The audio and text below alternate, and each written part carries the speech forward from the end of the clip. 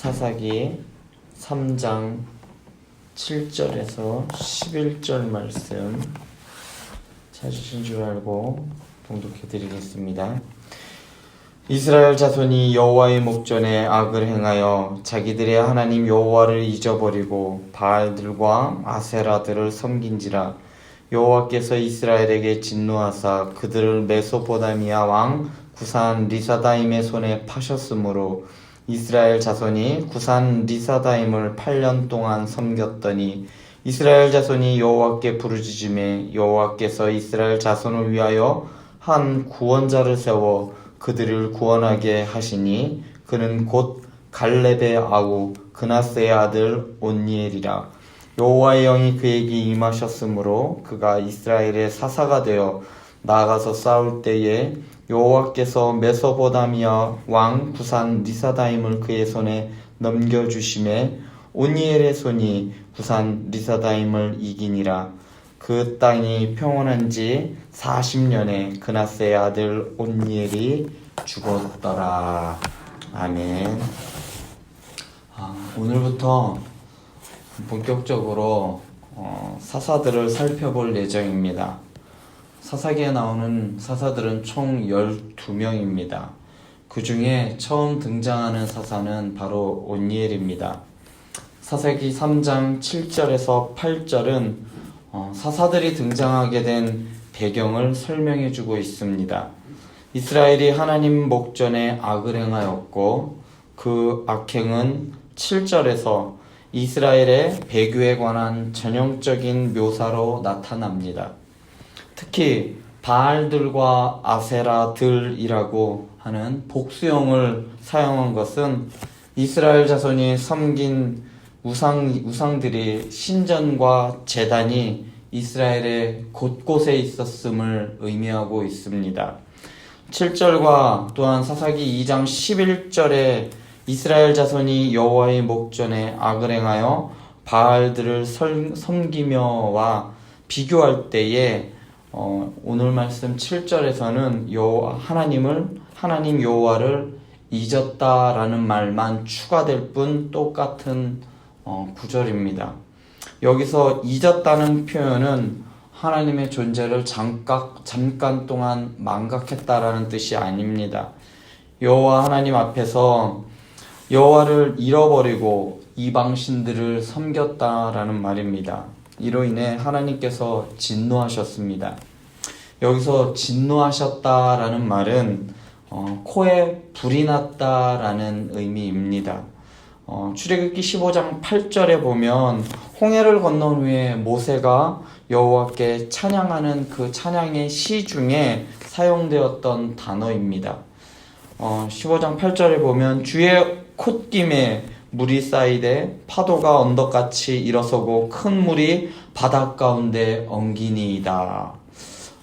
여호와의 분노하심으로 콧김이 나오고 콧김으로 인해 땅의 기초가 드러나고 물이 갈라지는 엄청난 일이 일어나는 모습을 그릴 때 사용되었던 말이 바로 코에 불이 났다라는 말입니다.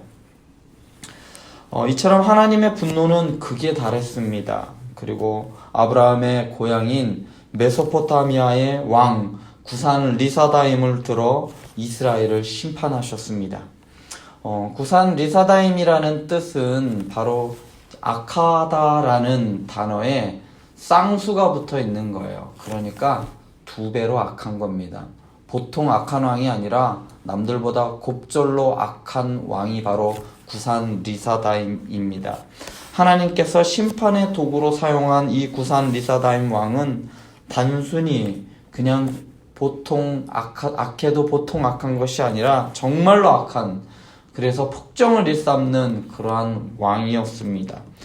구산 리사다임의 임기였던 그 8년 동안의 폭정과 압제가 얼마나 심했는지, 얼마나 괴로웠는지 이스라엘 백성들은 8년째에 하나님께 부르짖습니다. 계속해서 누누이 말씀드렸듯이 이스라엘 백성들이 이 부르짖다라는 단어는 회개랑은 전혀 상관없는 그냥 비명에 가까운 소리를 말하는 겁니다. 그러니까 사람 살려 이런 이야기지요. 그들은 하나님께 회개보다는 그냥 비명 살려주세요라고 하는 그런 외침만을 외칠 뿐이었습니다. 이러한 외침에 대하여 하나님께서 반응하셔서 사사를 세워주셨습니다. 이렇게 역사 속에서 처음 등장하는 사사는 오니엘입니다. 오니엘은 우리가 이미 1장 11절부터 15절에서 살펴본 바가 있습니다. 그럼에도 불구하고 사사기에서 사사를 소개할 때 가장 먼저 소개하는, 다시 등장하고 있습니다. 왜 그럴까요? 이미 한번 소개했음에도 불구하고 다시 한번 등장하는 이유가 있을 겁니다. 아무 이유 없이 이렇게 또 한번 등장하는 것은 아닐 겁니다. 전에도 말씀드렸듯이 사사기의 진행은 시간의 순으로 진행된 것이 아니라 사사기 기자의 의도에 의하여 사건의 순서를 그냥 자기 의도에 의하여 배열을 하였습니다. 그렇다면 오니엘이 가장 먼저 등장하는 데에는 그만한 사사기 기자의 의도가 있다는 것입니다. 오니엘은 사사들 중에서도 가장 이상적인 사사였습니다. 사사들의 표준이 될 만큼 바른 사사였다는 뜻입니다. 오니엘의 이야기가 사사들 중에 가장 앞에 나오는 이유는 어제 살펴본 바 6절을 통해서 유추해 볼 수 있습니다. 이스라엘이 가나안 족속들의 딸들을 아내로 삼고 자기 딸들을 그의 아들들에게 주었고 그들의 신을 섬겼다라는 이 말 속에서 오니엘이 먼저 등장하는 이유를 유추해 볼 수 있습니다. 이스라엘이 우상숭배의 길로 접어든 가장 결정적인 원인은 바로 이방 족속들과의 통혼이었습니다. 그러나 오니엘은 여러분 어떻습니까? 오니엘의 아내는 이미 앞에서 한번 살펴보았습니다. 오니엘은 유다 지파 갈렙의 딸 악사를 신부로 맞이하여 아주 정통성 있는 결혼을 하였습니다. 하나님께서 원하는 결혼을 한 사람이 바로 오니엘이었습니다. 오니엘은 이스라엘의 불순종과는 전혀 거리가 먼, 하나님이 정말로 이스라엘 백성들에게 원하는 사람의 모양이 바로 이 오니엘이었습니다. 또한 오니엘은 뒤에 나오는 사사들과는 달리 전형적이고 모범적인 사사의 기준이 무엇인지 보여주는데요. 하나님께로부터 세움을 받고 그리고 하나님의 힘을 힘입어 여호와의 싸움을 하고 자신이나 가족의 영예는 구하지 않고 자신의 맡은 사명을 잘 감당한 후에 그냥 죽습니다. 이것이 가장 모범적인 사사의 모습이었습니다. 오늘 말씀에서 사사 온니엘의 설명은 이후에 살펴볼 여느 사사들과는 다른 점들이 있습니다. 오늘 말씀에서 온니엘은 과연 어떠한 성격의 소유자였는지, 또한 온니엘은 어떠한 성품이 있는 사람인지, 또한 온니엘의 특징은 어떠했는지에 대한 묘사는 나타나지 않고 있습니다. 심지어 온니엘은 어떠한 전쟁을 하였는지, 그리고 또 어떻게 전쟁에서 승리하였는지조차 전혀 드러나 보이지 않고 있습니다. 우리가 사사의 이야기를 들을 때마다 느끼는 그 반전의 그 극적인 요소들, 그 짜릿함, 이런 것들을 온니엘을 통해서는 우린 느낄 수 없습니다. 단지 온니엘의 이야기는 이스라엘 자손이 여호와께 악을 행하였고 하나님이 이스라엘을 적의 손에 넘기시고 이스라엘 자손이 적들을 섬기고 또한 고통으로 여호와께 부르짖고 그래서 여호와께서 사사를 세우셔서 구원하셔서 이스라엘이 평안하여졌다라는 아주 단순한 사사기의 틀만을 보여줄 뿐입니다. 그러나 온니엘 이후에 나타나는 사사들의 이야기는 사사기의 문예적인 틀은 유지하고 있지만 그 사사들의 특징들이 나타나고 있는 형식으로 전개되어지고 있습니다. 사사기 기자는 왜 이렇게 온니엘을 묘사하고 있을까요? 뭔가 좀 극적인 내용이 있다면 우리는 이 온니엘을 좀 더 깊이 그리고 좀 강렬하게 인식할 수 있을 법도 한데 온니엘에 대해 이렇게 상당히 절제된 표현만을 하고 있다고 저는 생각합니다. 저는 그 이유를 10절에서 찾을 수 있었습니다. 여호와의 영이 그에게 임하셨다라는 표현은 여호와께서 자신의 권능을 어떻게 행사하셨는지 보여주고 있습니다. 하나님은 당신이 선택한 사사가 전쟁을 치를 때에 자기의 영을 부어주십니다. 사사에게 여호와의 영이 부어지면 영적, 인격적 변화가 나타나기보다는 아주 탁월한 군사적 능력이 두드러지면서 전쟁을 승리로 이끌게 되어집니다. 결론적으로 말하자면 전쟁을 누가 해서 이겼느냐? 사사의 특징으로, 그의 재능으로, 그의 달란트 가진 것으로 이긴 것이 아니라 그냥 하나님의 영이 부어졌기 때문에 이겼다라는 것이 온니엘의 이야기의 핵심입니다. 또한 오늘 말씀에서 강조되고 있는 아주 중요한 단어가 하나 더 있습니다. 그것은 바로 손이라는 단어입니다.